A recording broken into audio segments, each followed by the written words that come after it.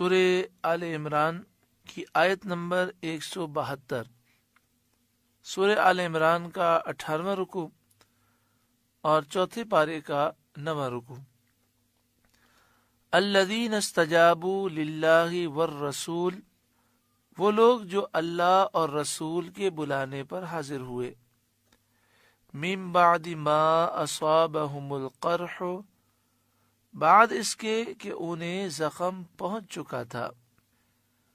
جنگ احد سے فارغ ہونے کے بعد جب ابو سفیان جو کہ اس وقت کافر تھے اور کافروں کے سردار تھے، اپنے ساتھیوں کے ساتھ مقام روحہ میں پہنچے تو انہیں افسوس ہوا کہ وہ واپس کیوں آ گئے۔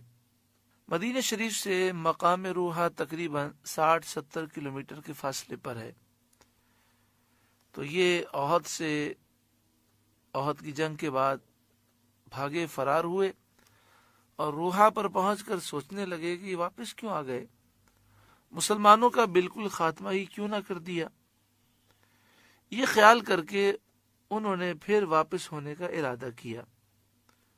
سید عالم صلی اللہ علیہ وآلہ وسلم نے وہاں ابو سفیان اور کافروں کے تعاقب کے لیے اپنی روانگی کا اعلان فرما دیا۔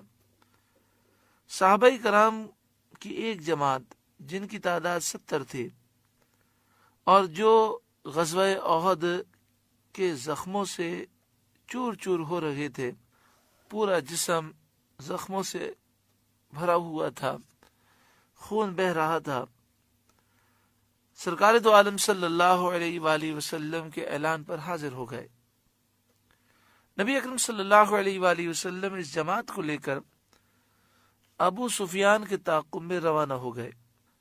جب حضور صلی اللہ علیہ وآلہ وسلم مقام حمراء الاسد پر پہنچے جو مدینہ شریف سے 8 میل پر ہے، تو وہاں معلوم ہوا کہ مشرکین خوف زدہ ہو کر بھاگ گئے۔ اس واقعے کے متعلق یہ آیت نازل ہوئی، الذین استجابوا للہ والرسول من بعد ما اصابہم القرح، وہ لوگ جو اللہ اور رسول کے بلانے پر حاضر ہوئے بعد اس کے کہ انہیں زخم پہنچ چکا تھا، زخموں سے چور چور تھے، انہوں نے اللہ اور اس کے رسول کو جواب دیا، بلانے پر حاضر ہوئے۔ للذین احسنوا منہم واتقوا اجر عظیم، ان کے نیکوکاروں اور پرہیزگاروں کے لیے بڑا ثواب ہے۔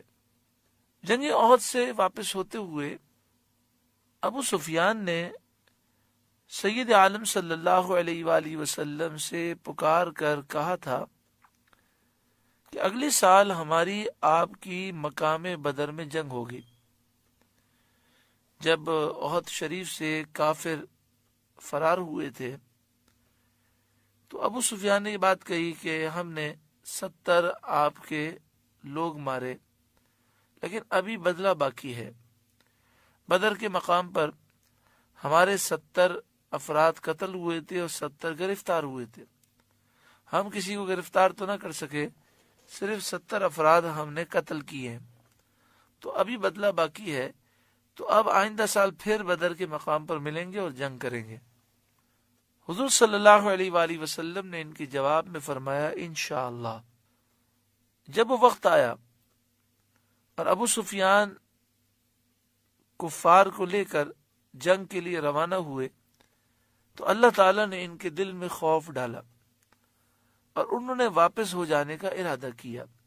اس موقع پر ابو سفیان کی نعیم بن مسعود اشجعی سے ملاقات ہوئی جو عمرہ کرنے مکے آیا تھا۔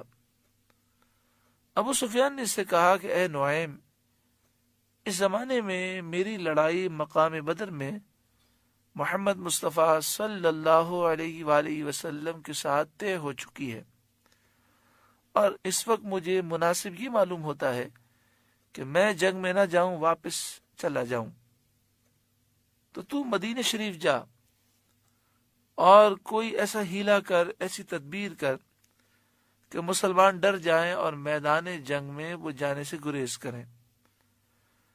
تاکہ میری عزت بھی رہ جائے، نام بھی خراب نہ ہو، اور مجھے بدر کے مقام پر جا کر جنگ کرنے کی نوبت بھی نہ آئے، کیونکہ اس وقت میں سمجھتا ہوں کہ میری تیاری مکمل نہیں ہوئی۔ اور اگر تو مسلمانوں کو ڈرا دے گا تو اس کے عوض میں تجھے 10 اونٹ انعام میں دوں گا۔ نعیم بن مسعود اشجعی یہ مدینہ پہنچا۔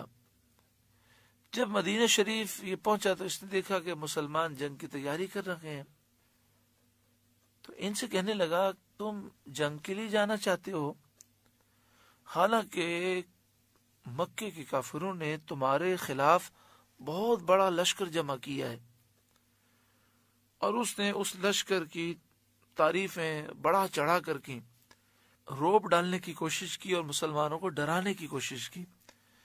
کہنے لگا اللہ کی قسم تم میں سے ایک بھی واپس نہ آئے گا، اس لشکر کا مقابلہ نہیں ہو سکتا۔ اللہ اکبر۔ سید عالم صلی اللہ علیہ وآلہ وسلم نے قیامت تک آنے والے لیڈروں کو زندگی گزارنے کا سلیقہ سکھا دیا۔ سید عالم صلی اللہ علیہ وسلم نے فرمایا اللہ کی قسم میں ضرور جاؤں گا، چاہے میرے ساتھ کوئی بھی نہ ہو۔ پھر نبی اکرم صلی اللہ علیہ وسلم 70 سواروں کو ہمراہ لے کر حسبنا اللہ و نعم الوکیل پڑھتے ہوئے روانہ ہوئے۔ بدر کے میدان میں پہنچے، 8 رات وہاں قیام کیا، کسی کافر کی جرت نہ ہوئی کہ یہ وہاں پر آئے۔ مال تجارت بھی ساتھ تھا، اسے فروخت کیا، خوب نفع ہوا، غنیمتیں لے کر نفع لے کر صحیح سلامت مدینہ شریف واپس آ گئے، جنگ نہ ہوئی۔ چونکہ ابو سفیان اور دیگر کفار خوف زدہ ہو کر مکہ شریف کو واپس ہو گئے تھے، تو یہ پورے عرب میں ذلیل بھی ہو گئے۔ ان کا روب دبدبا جاتا رہا اور مسلمانوں کا روب دبدبا قائم ہو گیا۔